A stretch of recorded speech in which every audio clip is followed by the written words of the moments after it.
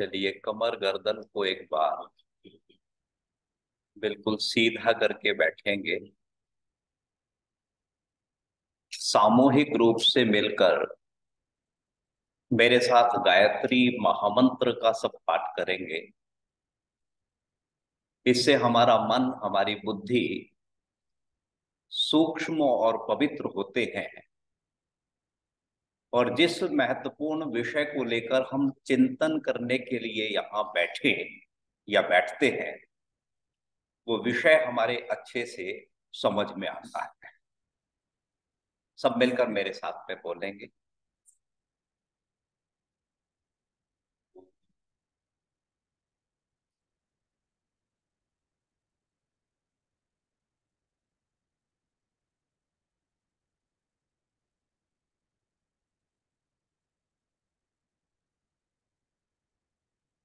ओम भूर्भुवः स्वाहा तत्सवितुर्वरेण्यं भर्गो देवस्य धीमहि धियो यो नः प्रचोदयात्।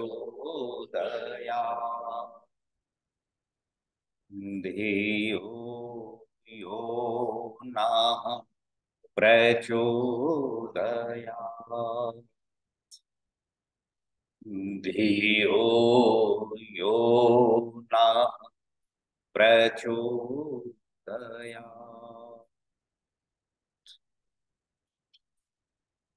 इस पवित्र आर्य समाज डिफेंस कॉलोनी के सभी सम्माननीय पदाधिकारीगण, मेरे समक्ष बैठी हुई पूज्य वंदनीय मातृशक्ति एवं समुपस्थित सभी विचारशील सज्जनों और दूरस्थ स्थानों पर इस कार्यक्रम से जुड़े हुए या इस कार्यक्रम को देख और सुन रहे सभी महानुभाव। आज का चिंतन का विषय आप सबको पता ही है। योगीराज श्री कृष्ण के जीवन के विचारों की वर्तमान परिप्रेक्ष्य में क्या आवश्यकता है, क्या उपादेयता है, क्या प्रासंगिकता है। भारतवर्ष का गौरवपूर्ण इतिहास आज भी जिन ग्रंथों में सबसे ज्यादा सुरक्षित माना जाता है, उसमें एक रामायण है और दूसरा महाभारत है। जितना प्राचीन ये देश है, उतनी ही प्राचीन इस देश की संस्कृति, सभ्यता, साहित्य और परंपराएं हैं। क्योंकि इस भारत की पावन धरा पर समय समय पर अनेकों महापुरुषों का प्रादुर्भाव होता रहा, अनेकों महापुरुषों का जन्म होता रहा। लेकिन जिन दो महापुरुषों के जीवन चरित्र ने भारत की संस्कृति, सभ्यता और परंपराओं को सबसे ज्यादा प्रभावित किया, उनमें एक मर्यादा पुरुषोत्तम श्री रामचंद्र है और दूसरे योगीराज श्री कृष्ण महाराज है। अभी लगभग एक माह पहले भारतवर्ष में, अपितु भारतवर्ष ही नहीं पूरे विश्व में जहां जहां भारतवंशी रहते हैं, उन लोगों ने बड़े मन, बड़े उत्साह से योगीराज श्री कृष्ण की जन्माष्टमी को मनाया। सौभाग्य से आर्य समाज में भी हम सब मिलकर अपना जो वेद प्रचार का कार्यक्रम रखते हैं, उसमें जो शीर्षक रखा जाता है, प्राय मैंने देखा है, मैं भी कार्यक्रमों में जाता हूं, कि योगीराज श्री कृष्ण जन्माष्टमी एवं श्रावणी उपाकर्म, अर्थात योगीराज श्री कृष्ण, मर्यादा पुरुषोत्तम श्री राम और अनेकों महापुरुषों के जन्म उत्सव को मनाने की भारत में परंपरा देखी गई है। मैं आपसे कोई बहुत ज्यादा लंबी चौड़ी चर्चा नहीं करूंगा, क्योंकि विषय बहुत महत्वपूर्ण है। इसीलिए मैं आपसे निवेदन करूंगा, जो इस कार्यक्रम से जुड़े हुए लोग भी हैं, ये मात्र एक व्याख्यान नहीं है, मात्र एक प्रवचन नहीं है, अपितु इस चर्चा को मैं इस संदर्भ में ले रहा हूं कि जैसे परिवार के छोटे बड़े लोग मिलकर एक साथ बैठते हैं और कई बार किसी समस्या को लेकर उसका चिंतन करते हैं, तो कई बार हम चिंताएं भी करते हैं। इन महापुरुषों के विचारों की वर्तमान परिप्रेक्ष्य में कितनी महती आवश्यकता है, या इन विचारों को हम अपने जीवन में आचरण में ना लाकर कितनी भारी हानि कर रहे हैं, ये हम सबको बहुत गंभीरता से बैठकर चिंतन करने की जरूरत है। क्योंकि आप सब जानते हैं कि ये दोनों महापुरुष भारतीय संस्कृति और सभ्यता का सबसे मजबूत आधार स्तंभ माने गए हैं। और सौभाग्य से देखिए कि इन दो महापुरुषों के नाम पर प्रायः बहुत सारी कथाएं प्रचलन में चल रही हैं। रामलीलाओं का मंचन, राम कथाओं का कथावाचकों के माध्यम से कथा कहना, और अब तो योगीराज श्री कृष्ण की कथा भी आर्य समाज में भी आरंभ हो गई है, आप सब जानते हैं। लेकिन दुख का विषय यह है कि इन कथाओं को कहने, इन कथाओं को सुनने के बाद यदि वर्तमान समस्याओं पर हमारी दृष्टि नहीं जाती है, वर्तमान समय की जो मुख्य समस्याएं हमारे सामने मुंह बाके खड़ी हैं, और इन कथाओं को सुनने के बाद उनके समाधान की तरफ हमारी दृष्टि नहीं है, तो मेरा मानना यह है कि इन कथाओं को श्रवण करने का कोई प्रयोजन विशेष नहीं रह जाता है। मैं आपसे बहुत थोड़ी सी बातें साझा करूंगा, बड़े मन से आया, बड़े मन से बोलने के लिए बैठा हूं। एक तो ये संदेश कि हम किसी भी महापुरुष के जन्म उत्सव को मनाने के पीछे का उद्देश्य क्या समझते हैं, ये महत्वपूर्ण बात है।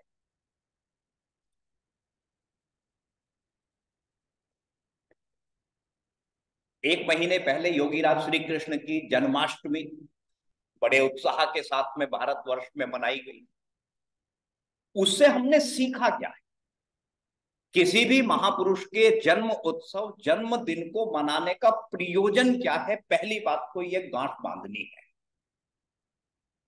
और बड़े दुख के साथ में मुझे कहना पड़ रहा है, या मैं बोलता हूं, कि हम में से बहुत सारे लोगों को इसका मुख्य प्रयोजन पता नहीं है।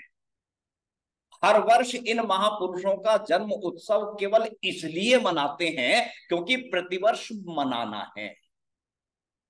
और यदि बुरा ना लगे तो मैं बड़े मन से इस बात को कहूं कि हम अपने घर में सैगल जी अपना जन्मदिन मनाते हैं, अपना जन्म दिवस मनाते हैं, और इस जन्म दिवस मनाने वाले व्यक्ति से यह प्रश्न किया जाए कि भैया आप अपने जन्मदिन को क्यों मनाते हैं, इसके मनाने का उद्देश्य क्या है, तो इस प्रश्न के उत्तर में आपको कई बातें सुनने को मिल सकती है। एक व्यक्ति ने इस प्रश्न का उत्तर देते हुए कहा कि इस दिन मैं पैदा हुआ था, आज मैं इतने वर्ष का हो गया हूं, इस उपलक्ष्य में मैंने अपने जन्मदिन को मनाया है। थोड़ा सा और अच्छा उत्तर यह हो सकता है कि कोई कहे कि आचार्य जी, इस दिन घर में हम यज्ञ करते हैं, संसार का श्रेष्ठतम करने का यह सुअवसर होता है, और इस अवसर पर मैं अपनी लंबी आयु की मंत्रों के माध्यम से कामना करता हूं, और आए हुए लोग मुझे अपना शुभाशीष या आशीर्वाद देते हैं, मेरे लिए शुभकामनाएं करते हैं। ये बात भी बड़ी सही। एक उत्तर यह भी हो सकता है कि मैं जन्म दिवस इसलिए मनाता हूं कि इस कारण से मेरे जितने भी संबंधी हैं, परिजन हैं, मुझसे प्रेम करने वाले हैं, उन सबको मैं इकट्ठा कर लेता हूं, एकत्रित कर लेता हूं, और वो सारे के सारे लोग मिलकर अपने सुख दुख की बातें करते हैं, मिल बैठकर प्रीति भोज हो जाता है, और ये समय बड़ी प्रसन्नता से व्यतीत हो जाता है। और एक बड़ी खराब सी बात ये है, जिसमें कुछ लोग कहते हैं जी इस दिन मुझे कुछ तोहफे मिल जाते हैं, कुछ गिफ्ट मिल जाते हैं। लेकिन ध्यान देना, महत्वपूर्ण बात है कि इनमें से जो मुख्य प्रयोजन है उसे हमने बहुत पीछे छोड़ दिया है। तो शास्त्री जी, वो मुख्य प्रयोजन क्या है? ये दिन विशेष होता है अपने जीवन का चिंतन करने के लिए। वो जीवन का चिंतन कैसे किया जाता है? आप कल्पना करें कि यहां से अपने घर, अपने ऑफिस, अपने गोदाम, किसी भी सामान को बहुत दूर आप ले जाना चाहते, और आपने ट्रक को माध्यम बनाया, ट्रांसपोर्टर के पास में आप गए, वहां जाने के बाद आपने सारा माल भाड़ा तय किया, तय करने के बाद में उसे आपने एड्रेस दिया, निश्चित समय पर उसने अपने ट्रक को आपके घर ऑफिस के सामने खड़ा किया, और उसमें वो सारा सामान जो पहुंचना है वो सारा लोड हो गया। अब इसकी यात्रा शुरू होती है, वहां इसका उद्देश्य है सामान को सुरक्षित पहुंचाना। कहां? मानो कलकत्ता पहुंचाना है। तो क्या कभी ऐसा होता है कि इस ड्राइवर ने यहां दिल्ली में, जहां से ये चला है, यहां से गाड़ी को स्टार्ट किया, और जहां इसका डेस्टिनेशन है, जहां इसका गंतव्य है, वहीं जाके उसने ब्रेक लिया? अब आप कहेंगे साहब ऐसा नहीं होता। होता क्या है कि ये 200-250 किलोमीटर यात्रा करेगा, रन करेगा, और किसी होटल ढाबे पे जाके ब्रेक लगाएगा। इस ब्रेक को लगाने के बाद में इसने सबसे पहले सामान को चेकआउट किया। जो तिरपाल ढका हुआ है, रस्सियां कसी हुई हैं, सामान व्यवस्थित है, इस बात को इसने अच्छे से देखा। देखने के बाद में इसने रेडिएटर के पानी को भी चेक करना है, हवा को भी चेक करना है, इसने कुछ खाना है, इसने कुछ आराम भी करना है, और इसके बाद कुछ आराम करने के ये अपनी यात्रा को पुनः आरंभ करेगा। तो इस प्रकार से इसका जो गंतव्य है, उस गंतव्य तक बीच में कई कई क्या आएंगे? पड़ाव आएंगे। और इन पड़ाव पर जैसे इसने कई बातों का निरीक्षण किया है, ध्यान देना, प्रतिवर्ष हमारी आयु का बढ़ने वाला जन्म दिवस क्या है? एक पड़ाव होता है।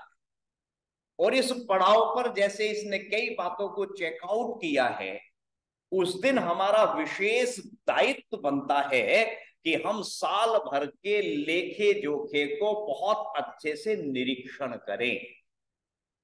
मेरे जीवन का लक्ष्य क्या है? मुझे मेरे जीवन के उद्देश्य को प्राप्त करने के लिए जो साधन मिले हैं वो पर्याप्त हैं या नहीं है? मैं मेरे जीवन के लक्ष्य को प्राप्त करने के लिए सही दिशा में चल रहा हूं या नहीं चल रहा हूं?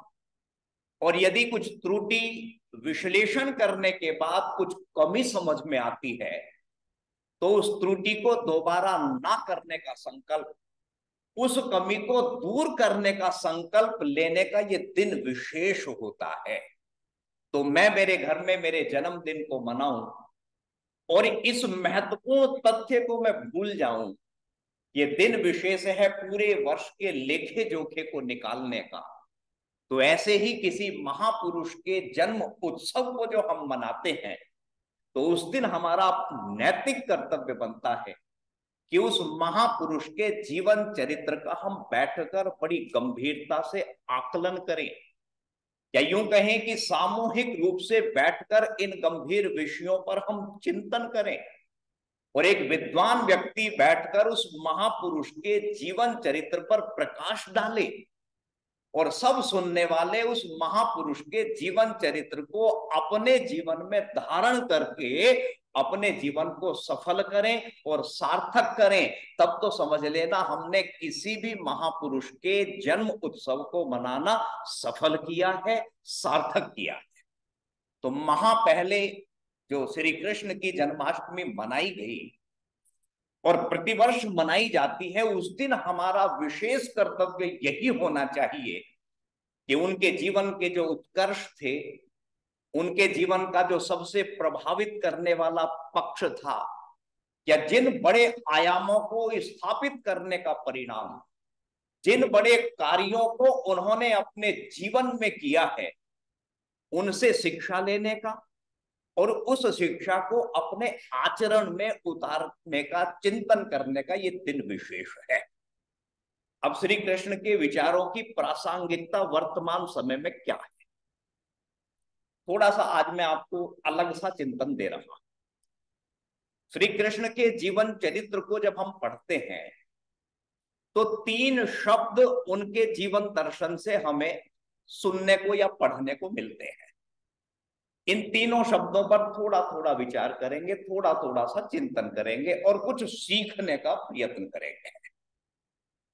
वर्तमान समस्याएं छोटी नहीं है। वर्तमान के जो हालात हैं, वर्तमान की जो परिस्थितियां हैं, वो कोई बहुत अच्छी नहीं है।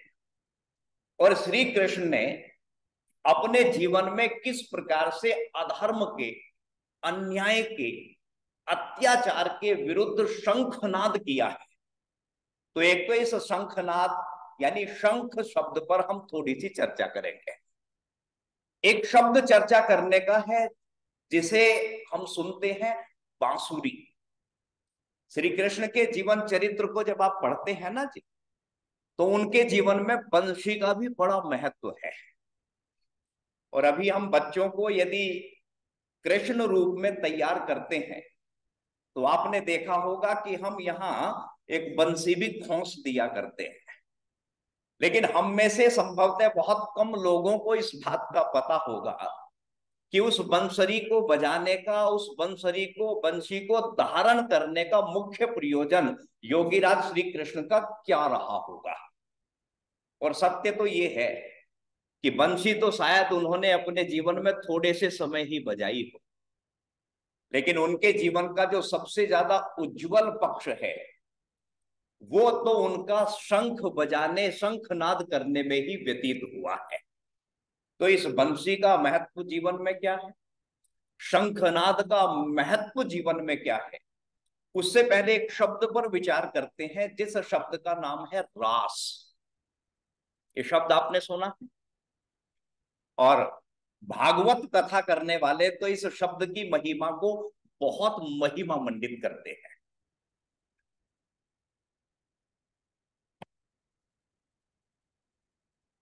और रास के साथ में एक शब्द क्या जुड़ा है, रास लीला।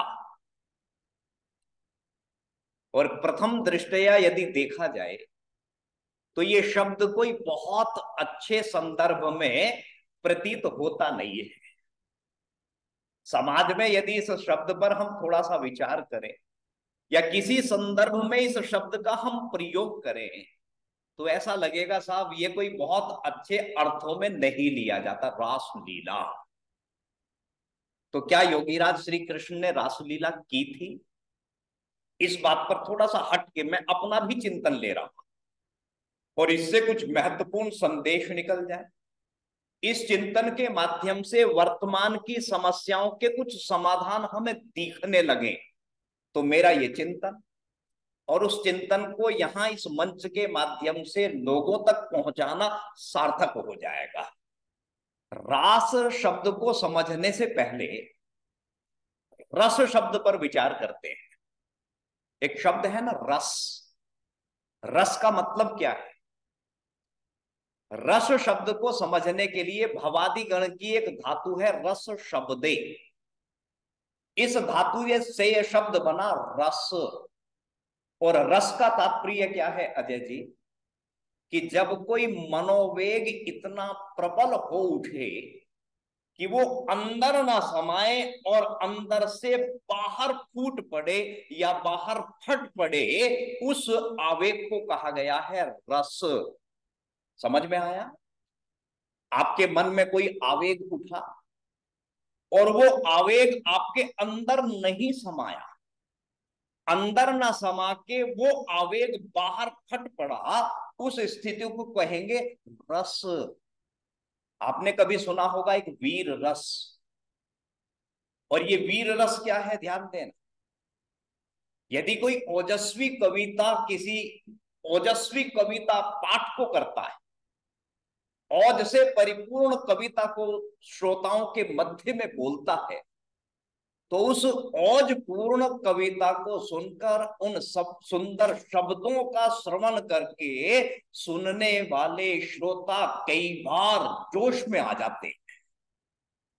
आपने अनुभव किया हो, कई लोगों की इस तरह की चर्चा सुनने के बाद में भाव भंगिमा बदल जाती है, कई लोगों के रोंगटे खड़े हो जाते हैं, और आपको ताज्जुब होगा कई लोग हुंकार कर उठते हैं, शाबाश। देखा है ना आपने। और यदि मैं आपको एक देहात की बात बताऊं, क्योंकि इस तकनीक के माध्यम से दूर दूर के लोग जुड़े होंगे, थोड़ी सी हंसी की बात हो सकती है, लेकिन सत्य है बिल्कुल। आपका तो मुझे पता नहीं आपने इस जीवन में इस बात की अनुभूति की है या नहीं की है, लेकिन मैंने जरूर की है।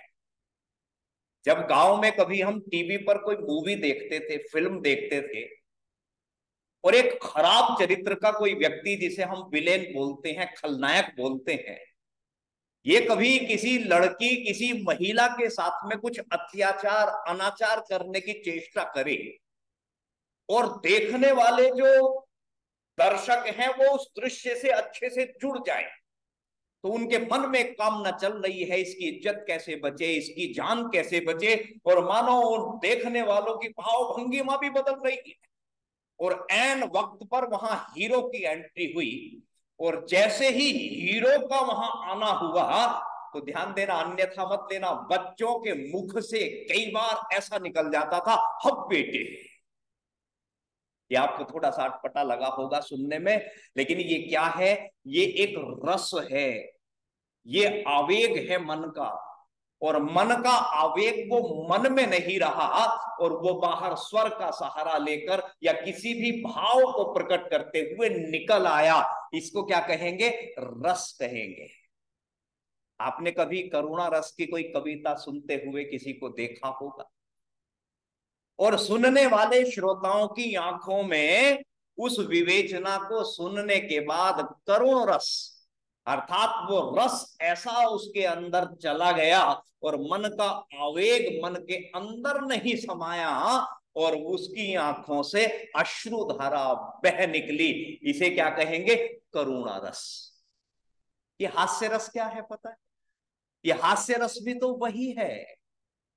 किसी हास्य कवि ने कोई हंसने की बात कही, मन का आवेग उठा, मन का आवेग अंदर नहीं समाया, और ठहाके के रूप में वो बाहर निकल गया। इसे रस कहेंगे।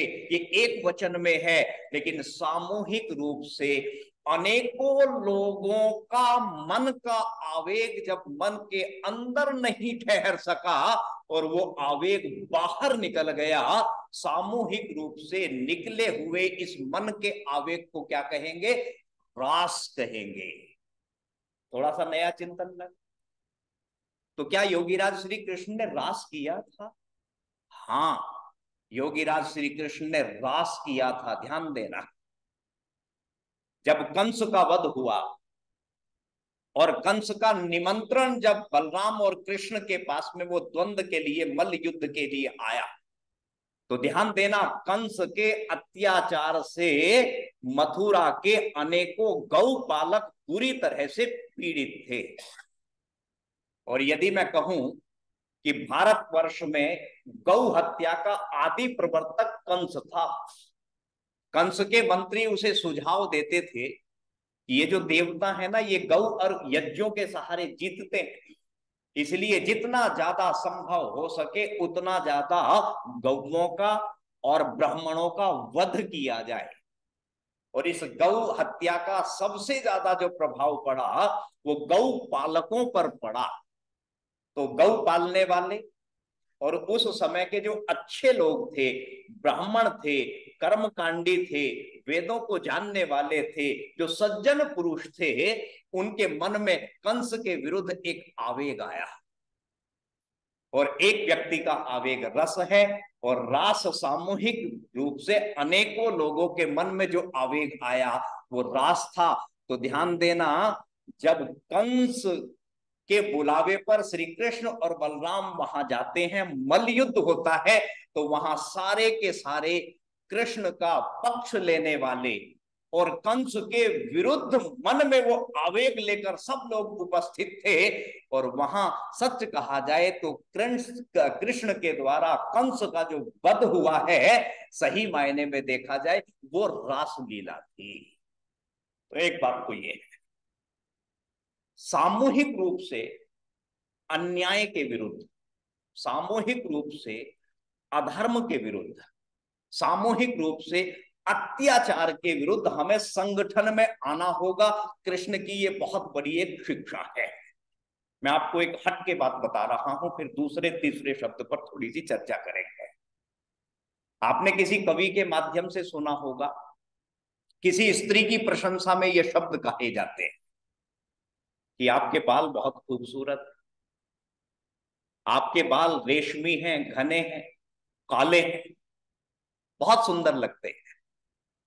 तो आपने किसी के मुख से प्रशंसा की ये शब्द भी सुने होंगे कि आपके दांत बड़े सफेद हैं, आपके दांत मोतियों की तरह से चमकते हैं, बड़े सुंदर आपकी दांतों की पंक्ति लगती है। तो कभी आपने किसी से ये भी सुना होगा कि आपके शरीर के जो अंग हैं ये बड़े सुदृढ़ हैं, आपके शरीर के अंग बड़े आकर्षक हैं। तो इन शरीर के अंगों की प्रशंसा हो रही है किसी व्यक्ति के द्वारा, और ध्यान देना, इन्हीं बालों में से यदि एक बाल टूट जाए और एक बाल टूटकर उसी प्रशंसा करने वाले व्यक्ति की थाली में जाके गिर जाए, तो अब बताइए वो बालों की प्रशंसा कुछ समय पहले जो व्यक्ति कर रहा था, अब उसकी प्रतिक्रिया क्या होगी। अब बहुत संभव है कि वो रोटी की थाली को हटाकर पीछे रख देगा और उस बाल गिरे हुए भोजन को कभी भी स्वीकार नहीं करेगा। क्यों जी? जिन दांतों की प्रशंसा कर रहा है व्यक्ति, उन्हीं दांतों की पंक्तियों में से एक दांत कोई जंबूड़ से निकाल दे और निकालने के बाद उसी व्यक्ति के खाते हुए खाने की थाली में रख दे, तो बताइए क्या वो भोजन कर सकेगा? अब उसका मन खराब हो जाएगा और वो कहेगा हटाओ यहां से, बड़ा खराब लग रहा है।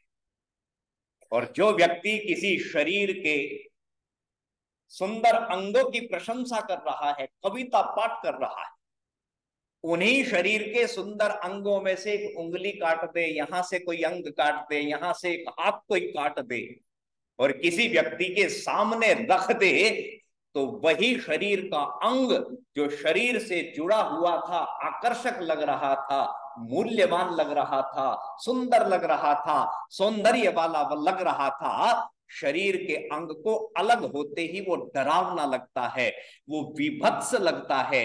तो ध्यान देना, योगीराज श्री कृष्ण की ये बहुत बड़ी शिक्षा हमारे जीवन में है कि इन अंगों का महत्व, इस बाल का महत्व, इन दांतों का महत्व और मूल्य, सौंदर्य, सुंदरता तभी तक है जब तक ये अन्य अंगों के साथ में जुड़े हुए हैं। जैसे ही ये अलग होंगे, ध्यान देना, उनका मूल्य भी बहुत कम हो जाएगा। तो श्री कृष्ण ने रास किया, सामूहिक रूप से ऐसे लोगों को एक साथ खड़ा किया, एक इको चैम्बर तैयार कराया और अन्याय के खिलाफ, अधर्म के खिलाफ उन्होंने शंखनाद कर दिया। एक शिक्षा तो ये वर्तमान में लेने की है। दूसरा एक शब्द है जिसे हमने कहा बंशी, बांसुरी, और एक लोकोक्ति भी बनी, चैन की बांसुरी बजाना। और मेरा अपना चिंतन है, हो सकता है आपको बहुत अच्छा लगे, हो सकता है अच्छा ना लगे। चैन की बांसुरी बजाने का तात्पर्य, जो बंसी शब्द का अर्थ है ना माता जी, बंसी का अर्थ होता है निश्चिंतता, बंसी का अर्थ होता है स्थिरता, बंसी का अर्थ होता है प्रसन्नता या आनंद। और श्री कृष्ण के जीवन में बंसी बजाने का महत्व संभवतः क्या रहा होगा? मैं अपना ऐसा विचार करता हूं कि उनके जीवन का एक महत्वपूर्ण पक्ष है जो सबसे ज्यादा आकर्षित करने वाला, उनकी शिक्षा में मुख्य रूप से स्थान रखने वाला, योगीराज श्री कृष्ण ने कर्म की बात कही है। वो कर्म प्रधानता की बात करते हैं, वो कर्म करने की बात करते हैं, लेकिन कर्म के फल की प्राप्ति की वो बात नहीं करते। उन्होंने कहा कि आप कर्म करो, और कर्म करने के बाद कर्म का जो फल है वो आपके हाथ में नहीं है, उसकी आप चिंता बिल्कुल भी ना करो। 5 मिनट का एक चिंतन करते हैं, बहुत छोटा सा। मनुष्य के जीवन के दो बड़े विभाग हैं। एक का नाम है कर्म और दूसरे का नाम है भोग। और ये सारा जीवन कर्म और भोग इसी के बीच में चलता है, आप सब जानते हैं। और आप सबको ये भी पता है, हम सबको ये जानकारी बड़े अच्छे से है कि परमात्मा ने मनुष्य को कर्म करने की स्वतंत्रता दी है। लेकिन इस किए हुए कर्म के पश्चात जो फल मिलने वाला है, ईश्वर ने उस फल प्राप्ति में हमें परतंत्र कर दिया है, पराधीन कर दिया है। यानी हमारा जो अधिकार है वो कहां तक है? वो केवल कर्म करने तक है। और मनुष्य का जो दुख बढ़ता है, मनुष्य का दुख बढ़ता है जब वो परमात्मा के कार्य में हस्तक्षेप करता है, ईश्वर की व्यवस्था में इंटरफेयर करता है। बात यही है ना जी, कर्म मैंने किया और अब मैं चाहता हूं कि इस किए हुए कर्म का फल मुझे इस रूप में मिले। ये मैंने कर्म ये सोच के किया था, मुझे फल ऐसा नहीं मिला। मैंने सोचा था मैं ये कर्म करूंगा तो मुझे ऐसा इसका फल मिलेगा, लेकिन ऐसा फल मुझे मिला नहीं है, मिलना चाहिए था। इस बात से हमारे जीवन में दुख बढ़ता है, क्लेश बढ़ता है, चिंताएं बढ़ती है। तो योगी राज श्री कृष्ण के जीवन में जो वंशीवाद का जो प्रयोजन है, या जो मैं समझता हूं जो प्रतीक है, वो प्रतीक ये है कि आपको ईश्वर ने कर्म करने की जो स्वतंत्रता दी है, आप ज्ञान पूर्वक, विवेक पूर्वक, मनन पूर्वक केवल कर्म तक ही सीमित रहे। कर्म आप करें और कर्म करने के बाद आप चैन की बंसी बजाएं, क्योंकि कर्म का फल आपके हाथ में नहीं है, वो परमात्मा के हाथ में। तो एक ये भी संदेश निकलता है जी, हमारा कर्म तक ही सीमित सा अधिकार है। हम बहुत गंभीरता से विचार करके, सत्य असत्य का चिंतन करके, मनन पूर्वक कर्म करें, उसके बाद में निश्चिंत हो जाएं, क्योंकि किए हुए कर्म का फल परमात्मा की व्यवस्था में कब मिलेगा, कैसे मिलेगा, कहां मिलेगा, इस बात को ना आप जान सकते, ना मैं जान सकता, ना कोई महापुरुष जान सकता, ना कोई योगी जान सकता। क्योंकि योगीराज श्री कृष्ण स्वयं कह रहे हैं, गहना कर्मनो गति। कर्म की गति तो बहुत गहन है, बहुत गंभीर है, बहुत सूक्ष्म है। इसलिए कर्म अच्छे करें और चैन की अपने जीवन में बंसी बजाएं।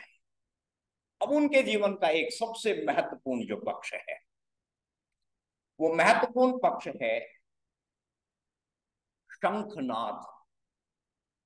माताजी, शंख किसका प्रतीक है? शंख प्रतीक है एक ललकार का, शंख पर्याय है एक उद्घोष का, शंख पर्याय है एक विद्रोह का। तो उन्होंने अपने जीवन में सदैव प्रतिकार किया है अन्याय का, सदैव उन्होंने प्रतिकार किया है अपने जीवन में अधर्म का। मैं आपको एक बड़ी महत्वपूर्ण चिंतन की बात बता रहा हूं, जो उनके जीवन से वर्तमान परिस्थितियों में हम सीख सकते हैं, समझ सकते हैं। मैंने एक वाक्य कहा कि वर्तमान परिस्थितियां कोई बहुत अच्छी नहीं है। जीवन के समर में सैकल जी हमें 4 बातों का ज्ञान होना बहुत जरूरी है। यदि यूं कहा जाए कि जीवन के इस रण क्षेत्र में हमें 4 विषयों की जानकारी बहुत जरूरी है, उनमें सबसे पहला विषय है आत्मबोध।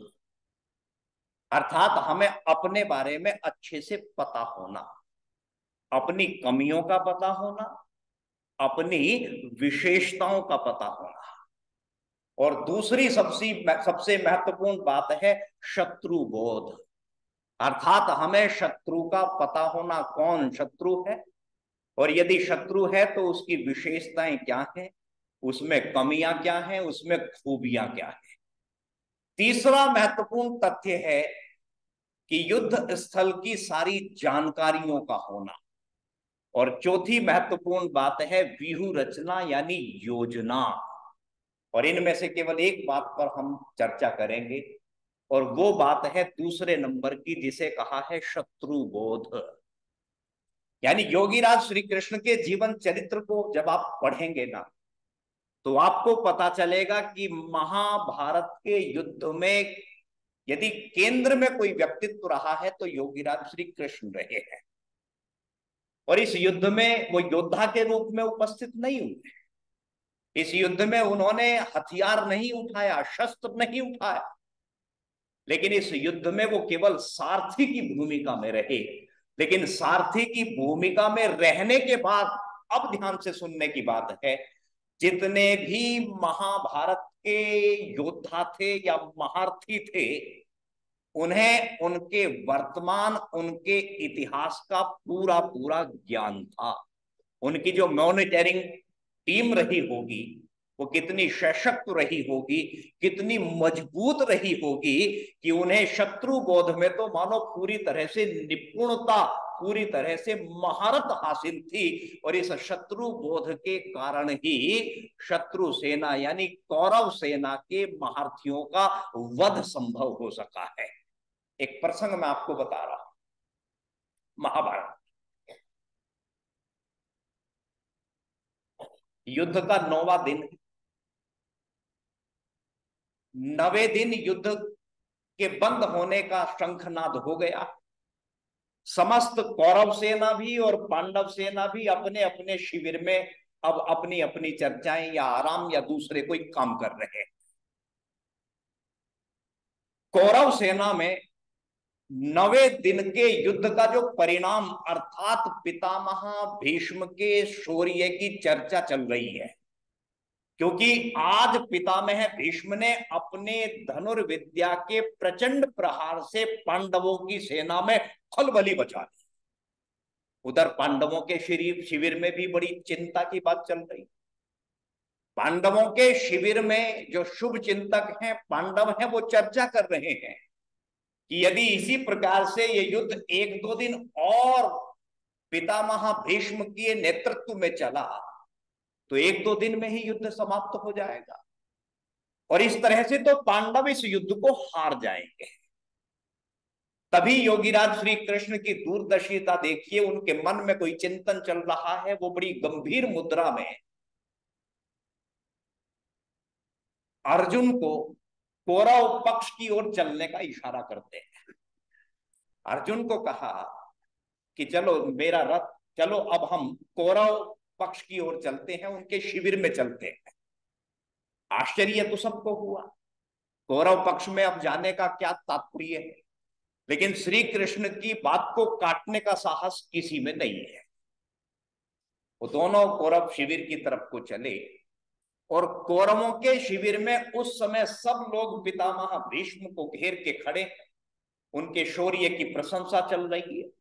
और योगीराज श्री कृष्ण और अर्जुन को उस ओर आता हुआ देखकर जो दुर्योधन, दुशासन आदि हैं, उनकी तरफ को कुटिल मुस्कान छोड़ते हैं, व्यंग्यबाण छोड़ते हैं, और व्यंग्यबाण छोड़ते हुए शिविर को छोड़ के चले जाते हैं।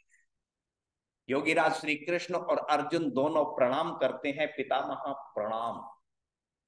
पितामह उसके बदले में कहते हैं कल्याणमस्तु, कहो कैसे आना हुआ। तो योगीराज श्री कृष्ण एक बहुत महत्व की बात कहते हैं। वो कहते हैं कि पितामह, मैं आज आपको बधाई देने आया हूं कि मैंने इस महाभारत के युद्ध में शस्त्र न उठाने की जो प्रतिज्ञा की थी, आज आपने मेरी उस प्रतिज्ञा को तोड़ दिया है, तोड़ने के लिए विवश कर दिया है, इसीलिए बधाई देना तो आपको बनता है। लेकिन क्या आपके मन में क्षण भर के लिए भी ये प्रश्न आया कि मेरे शस्त्र उठाने के बाद भी अभी तक आप जीवित क्यों हैं? ये बड़े काम की बात है। वो कह रहे हैं कि क्या आपके मन में ये विचार आया भी है या नहीं आया कि मैंने शस्त्र उठाया और मेरे शस्त्र को उठाने के बाद अभी तक भी आप जीवित क्यों हैं? क्या आपने इस घटना को बहुत साधारण लिया है या इस घटना के पीछे छिपे हुए गूढ़ रहस्य पर विचार भी किया? और फिर योगीराज श्री कृष्ण एक और महत्वपूर्ण बात कहते हैं कि अपने शस्त्र न उठाने की प्रतिज्ञा को तोड़ने के लिए क्या मुझे किसी रथ के पहिए को उठाकर आपको मारने की जरूरत पड़ती? पितामह, क्या आपने क्षण भर के लिए इन बातों का विचार नहीं किया कि पल के 1000वें हिस्से में मेरे दाहिनी उंगली पर सुदर्शन चक्र सज्ज हो जाता, फिर मुझे आपको मारने के लिए, अपनी प्रतिज्ञा तोड़ने के लिए केवल रथ के पहिए को उठाने की जरूरत क्यों हुई है? पितामह भीष्म का इस प्रश्न पितामह भीष्म के पास इस प्रश्न का कोई उत्तर नहीं है। वो चुप रहे। योगीराज श्री कृष्ण ने संकेत से अर्जुन को बाहर जाने के लिए कहा। प्रणाम करके अर्जुन तो बाहर चले गए और फिर वो आज जितनी प्रासंगिक वो बात है जो उन्होंने उस समय कही थी वो ध्यान देना। योगीराज श्री कृष्ण कह रहे हैं कि पितामह,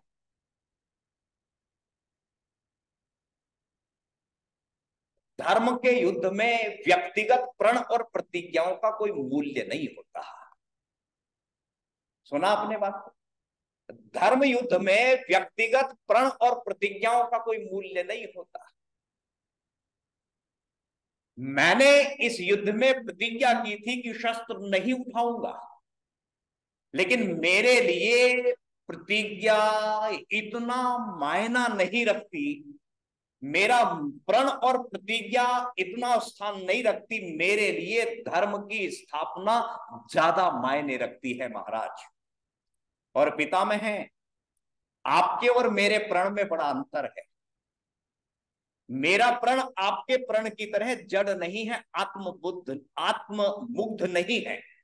और मैं क्षमा चाहता हूं पितामह आपसे, आपने केवल अपनी प्रतिज्ञा और प्रसिद्धि को सुरक्षित करने के लिए इस युद्ध में अधर्म का साथ दिया है। ये वाक्य उन्होंने खुले रूप से कहा कि पितामह, आपने इस धर्म युद्ध में केवल अपनी प्रतिज्ञाओं और प्रसिद्धि को और सुरक्षित रखने के लिए अधर्म का साथ देना स्वीकार किया है, और अभी भी इस धर्म युद्ध में आप अधर्म का ही साथ दे रहे हैं। और आपके ही संरक्षण में, आपके ही आश्रय में दुर्योधन नित्य प्रति अधर्म पर अधर्म कर रहा, और आप मौक और मौन बहकर उसे प्रश्रय दे रहे हैं। पितामह, मेरी बात ध्यान से सुनना।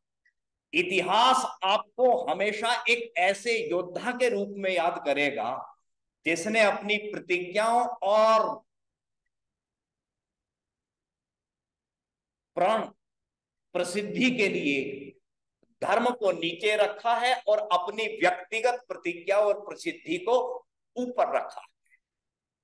ये बात पितामह भीष्म ने सुनी, और पितामह भीष्म सुन के कहते हैं कि इसका मतलब ये है तुम मुझे अधर्मी कहते हो, आप मुझे अधर्मी कह रहे हैं।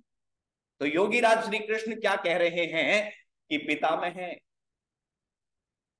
अधर्म का आश्रय और अधर्म को संरक्षण देना अधर्मी नहीं कहलाएगा तो कौन कहलाएगा? आप बताइए। दुर्योधन आपके ही संरक्षण में तो अधर्म कर रहा है, और अधर्मियों को आपने मानो वरदान दे रखा है, तो आपको अधर्मी नहीं कहा जाए तो फिर क्या कहा जाए? पितामह के पास में इस प्रश्न का कोई उत्तर नहीं है, और वो इस बात को सुन के मानो थके थके से लग रहे हैं, और वहीं आसन दिका पर ऐसे बैठ जाते हैं जैसे वर्षों से थक गए। थोड़ी देर वातावरण में खामोशी रही।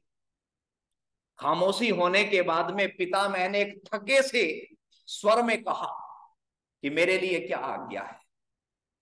तो वहां योगीराज श्री कृष्ण का जो उत्तर है ना उनके लिए, वो सुनिए बड़े ध्यान से। वो कहते हैं, महाराज अब आराम करने का समय आ गया है। मैं आपसे निवेदन करना चाहता हूं कि धर्म के इस युद्ध को आप और कठिन ना बनाओ। अब अंबा के प्रतिशोध के पूरे होने का समय भी आ गया।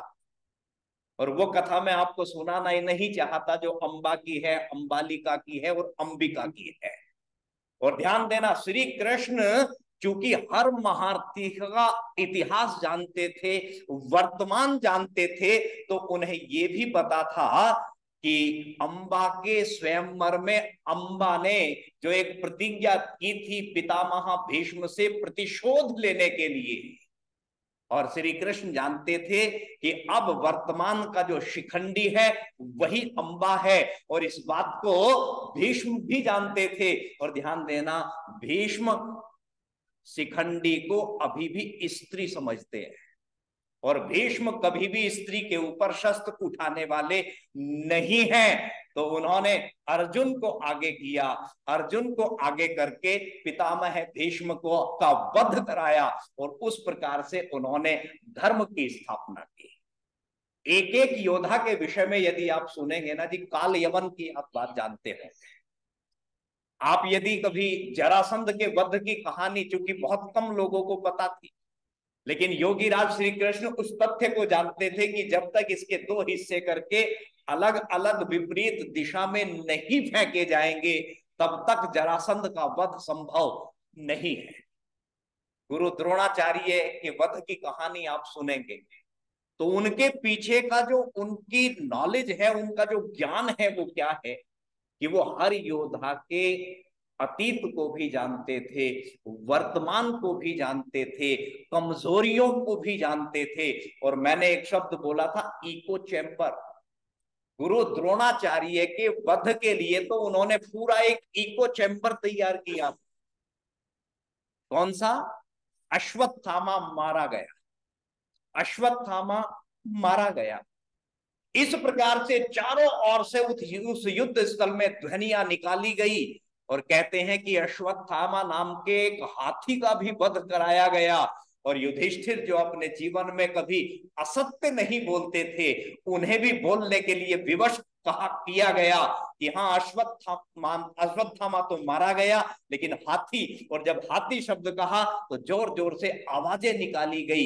ये सारी की सारी प्लानिंग यदि किसी की थी तो इस महाभारत युद्ध में वो योगीराज श्री कृष्ण की थी।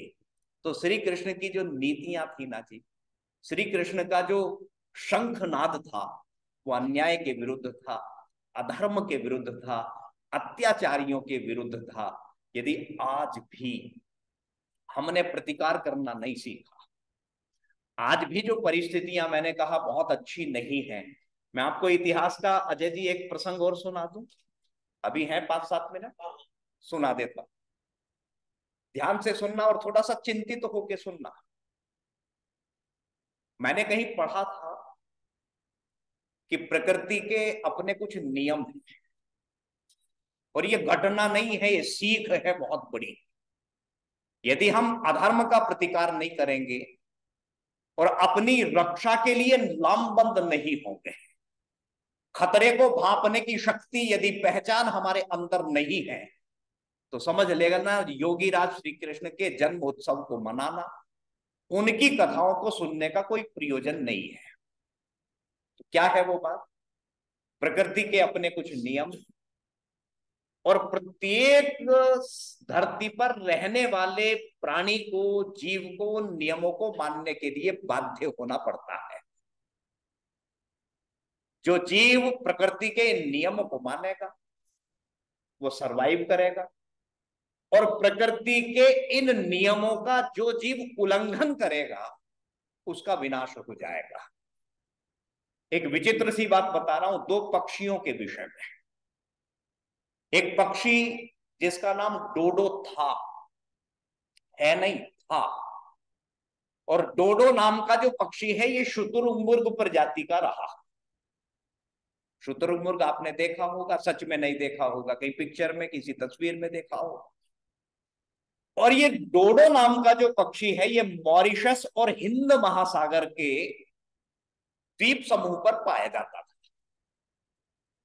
और कमाल की बात यह है कि प्रकृति ने इस डोडो नाम के पक्षी को उड़ने के लिए पंख दिए, तेज दौड़ने के लिए मजबूत पैर दिए, लेकिन जिन द्वीप समूह पर इसका आवास था वहां इसका शिकार करने वाला कोई दूसरा नहीं था।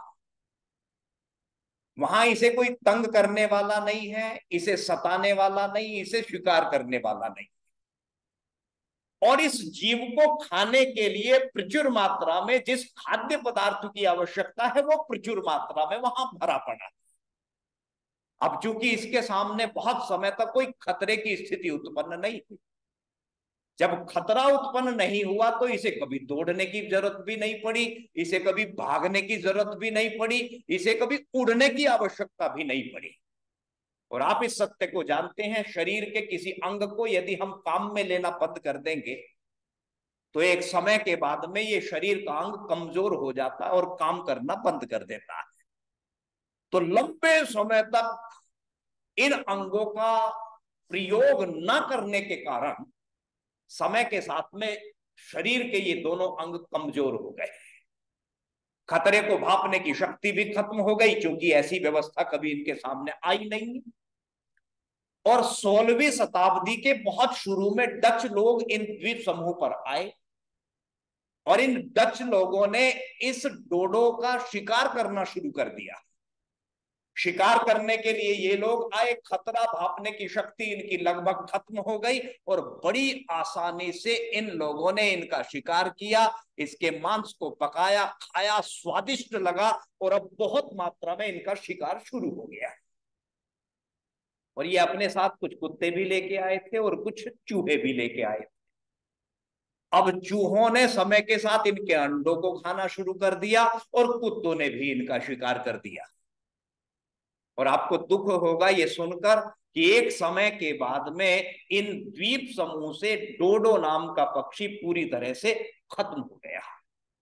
अब इस पक्षी की दो केवल डमी हैं, एक ब्रिटेन के रॉयल म्यूजियम में रखी हुई है और एक मॉरिशस यूनिवर्सिटी में रखी हुई है। दो डमी केवल, जीवित नहीं है, अस्तित्व नहीं है।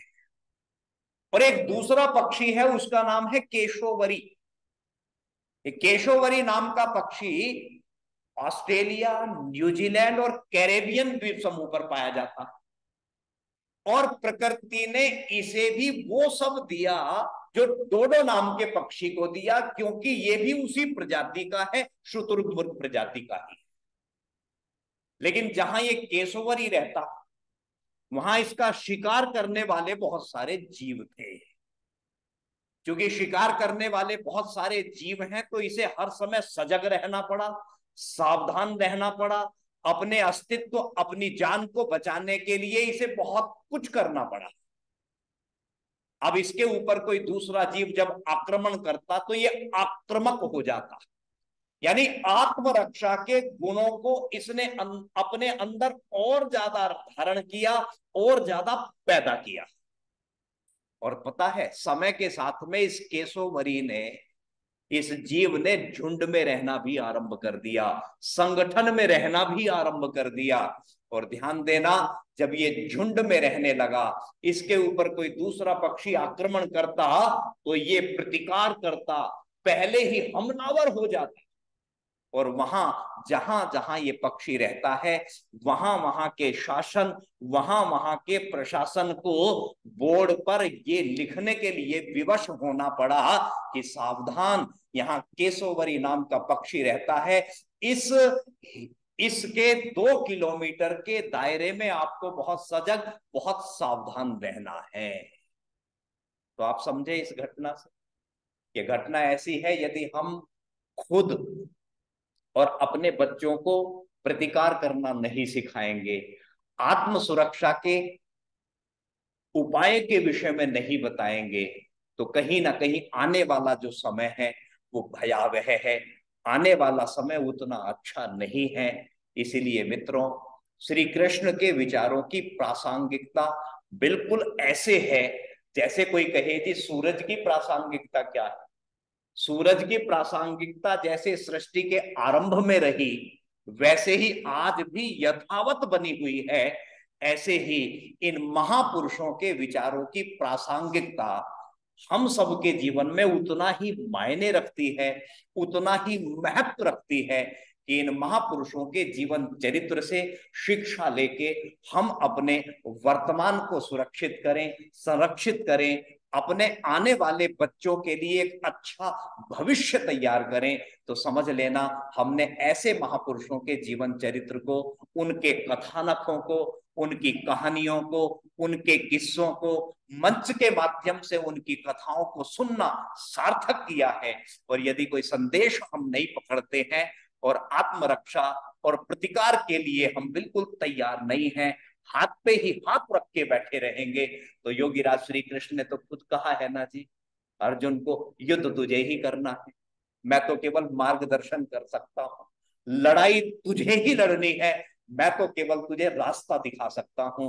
तो ये युद्ध भी हमें ही लड़ना है, इस रण क्षेत्र में हमें ही उतरना है और आने वाले समय को अपने अनुकूल बनाना है। थोड़ी सी चर्चा इस समय अवधि में, थोड़ा सा हट के मेरा चिंतन आपको लगा होगा, बड़े मन से मैंने आपके बीच में की है, आपने उतने ही मन से बहुत श्रवण किया है। अपनी वाणी को इन्हीं शब्दों के साथ विरमित करता हूँ।